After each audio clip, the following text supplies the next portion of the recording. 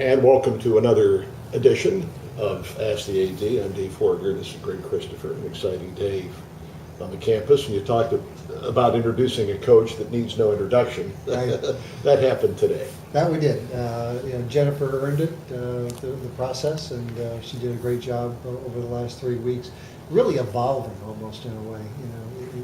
I think, I told her this, and I don't mean it to be embarrassing in any way. I think initially it was hard for her to take off that wrapping paper of being the associate head coach, and this is what I would do as head coach. And this isn't an overhaul by any means. This team and program are in great shape, but nevertheless, she's the head coach now, and we're headed in a new direction. Greg, some would say, since she was very popular here, had done such a great job, why not just name her 3 days after Kurt went in again? But there were obvious reasons for not doing it that way. Absolutely. The program deserved the best coach possible. And if we did everything on a popularity contest, that's not how you make good decisions. So you gather as much data as you can, and then you make the best decision that you can. But the success of this program, one would assume that you had an awful lot of very, very good qualified candidates. We did, and a lot of interest. We had good names to start with, and that's when we get into the marketplace, as we do with any search. Referencing is really important to me, and I'm not talking about the 5 names everybody has on their resume. I'm talking about what others within the industry say about the potential coaches or administrators that we're getting ready to hire. People who have worked with them, been in clinics with them, been on recruiting trips with them, things like that, and that means a lot. And Jennifer, we hold Jennifer in high regard because we've worked with her for a number of years, but the rest of the industry feels that way too. Now, do you solicit most of those comments, or do sometimes coaches call and say, hey, I want to put in this good work? That happens occasionally, but this is more us reaching out to national governing bodies, again, people at the NCAA, other coaches, conference commissioners. So each search is unique, but also follows a similar pattern, and that referencing or searching out to the industry is a pretty common what we do each search, no matter which sport it is. I understand that there were 12 candidates, serious candidates. You whittled that down to 3. You start with a big number, and I don't know what the exact number of final applicants in the pool happened to be, but last count I saw was over 100.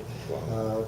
And then you take it, we went through that, talking with people and so forth, and we wound up with 12 or a dozen that we ended up doing interviews with, and that was some combination of Denver, at the Final Four, other sites around here, on the phone, in some cases where in person just didn't meet, and then we took the 12 to the 3 that we brought to campus. What was the moment when you said to yourself, Jennifer's in? It was really yesterday, because at that point, that's where all the information was on the table. And so we had the 3 people come in and interview, the 3 candidates come in and interview. All the information was in one place. I wouldn't say there was some sort of Shazam moment. It was, okay, everything's in front of us, the picture is complete, and that picture tells a story. And that story was Jennifer Bruce and putting everything together. I don't believe in an impression of somebody can come in and just win an interview. Because that can happen. Somebody can really knock your socks off in an interview. You got to get deeper than that. And I bet Jennifer and I spoke 6 to 8 times over a probably a 2.5 week process about the position. And at least from my standpoint in interviewing, that's what I believe in. Things happen in layers as you go about a search process, and whether it was hiring Leslie or hiring a coach or any other senior staff member, things happen in layers, and you end up having multiple conversations with people, and it's how you get to know them, you get to know their philosophies and really what they're made of. Did Kurt Miller enter into this process? I'm assuming you talked Right. with him. Spoke with Kurt during the process. I don't remember exactly which day it was, but I do remember I was in Denver at the time. It was the last time we spoke specifically. We've exchanged texts, back and forth. But yes, I asked his input, not only program generically, but also candidate specifically on a couple of the candidates we're looking at. And he was very candid. He thinks the world of Jennifer, obviously, but he also gave what I thought was a really honest assessment of her, of here are all the strengths, here are a couple of things that need to grow and will grow. But so, Kurt was terrific. Having players involved, Uh-huh. is that done a lot? Is that a unique situation? They were pleased that they had a You're say. right. I don't always do that, and I probably don't do it more often than I do it. But it just felt right with this one, given where the program is, and it wasn't an inquisition. We didn't have all 13, 14, 15 of them Right. sitting in a room with the candidate on the other side of the table. Right. What we did is we selected the two seniors, and Chrissy and Danielle, I guess the captains specifically is what they are, and they met with each of the candidates. So again, I don't know how many coach searches we've been through here since I've been here, probably around 10 now, and I think we've done it a couple of times. So it's usually in the minority, but I'm not going to say that we always do that. But again, it felt right with this process. While we're talking about women's sports, how about this softball team? They're doing good. Softball team's having a great season, and I'm thrilled for Shannon and really that entire team. You've been able to see glimpses of progress the last couple of years, with pitching being the element that wasn't complete, and now it's almost like everything has come together. And there's still a lot of softball to play. She'll be the first one to tell you that, but they're off to a great start, and had a nice weekend this past weekend, and just to their west, baseball had a nice week last week too. With the win over Michigan, and Kent State came to town for a crucial weekend. They took 2 out of 3. And had the entertaining football score on Sunday. Those two teams scored more than our two football teams scored when they played in the fall. Speaking of football, the schedule was announced, and one of the games will be played. Yes. Not here, Right.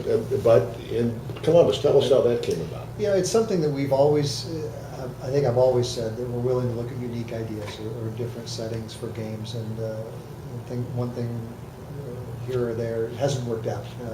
We did even though I wasn't part of the planning, but the football game in Cleveland Brown Stadium, that was my first, I think, week on the job or so. The hockey game that we played up at the Huntington Center. The short, I'll try to keep this as short as I can, but we started looking at this actually more than a year ago. Every other year, it's our turn to host that day after Thanksgiving game. That's the way the MAC schedule works. Our history over the last, unless we're playing Toledo, the crowd's awful. No students are around, weather isn't generally great, families scatter, and so we said, I don't like the idea of moving our games in general, football games, taking them away from the community, but when no students are going to be around, if the opportunity was there, let's at least take a look at it. So we talked to Cleveland, we talked to Columbus. Those are the two places that make sense. Two large alumni population areas. I think Brown Stadium's too big, and we already proved that. The football footprint does not fit in Progressive Field. So the Indians can't, even though the Indians CFO is a BG guy and would have liked to have hosted it, we looked at that as an option. We actually talked to Joe up at the Mud Hens, maybe playing it, just for something different, to play it in Fifth Third Field. Again, the football field doesn't fit into Fifth Third Field, so that didn't become an option. And then we were also having concurrent conversations with the Columbus crew. Again, a BG contact there in Andrew, and they love the idea. They have hosted football. They want to get into hosting more football games. So things kind of really fell in place from that standpoint. So it's worth giving it a try. I guarantee the atmosphere will be better, I think, than what we would have in DeWitt Perry Stadium on that game or on that date, and should be fun. The other part of it, Dave, that's important is it's not just a football game. This will become a university-wide event. Admissions, advancement, the Alumni Association, the engagement opportunities to take Bowling Green on the road is how we're viewing this, not just a football game. And Buffalo is the opponent. Yes, yes, it is. How about starting times? Do we know those? No, yeah, yet? That's I think TV? you know the short version. Sure. I could just say TV, and that tells the story. But the way the schedule plays out, it gets announced, and all college football's this way. You get your schedules in February or March. Now all the TV networks, and we've got our contracts in the conference are with ESPN syndicated, STO, and then ultimately things fall into our lap. All those TV partners are now looking at the bigger conference grid, deciding which games they want. So when our summer meetings come up in May and June, that's when things start fleshing themselves out. So you've seen over the last few years, we usually announce a fair number of our TV or kickoff times in June. So that's when fans can look at that next window for when we'll be able to announce things. Speaking of a unique venue for a game, hockey has had some outdoor success. Right. In Michigan, Wrigley Field, Fenway Park. Would it be possible that maybe we could have a game right out here at the Dwight? We've talked about it. We've looked at it, but not very long. It gets back to who's going to invest the money to build that outdoor rink. And the estimates I've seen range from $350,000 to $500,000 to build that. We came, I don't want to say close, but again, conversations with the Indians to be a part of that outdoor event they did last summer. At the end of the day, Michigan and Ohio State were more attractive.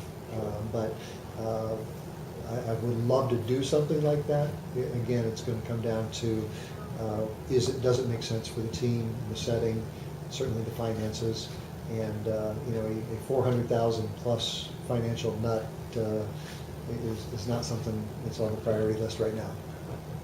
Is your schedule slow just a bit now that Jennifer is in her position? I would assume the last few weeks have been pretty wild and crazy. I feel like I've been living out of a suitcase, That's doing sure. a lot of laundry in hotels, that's for sure. But hopefully at least catch our breath. But we've got a lot of spring sports on the docket.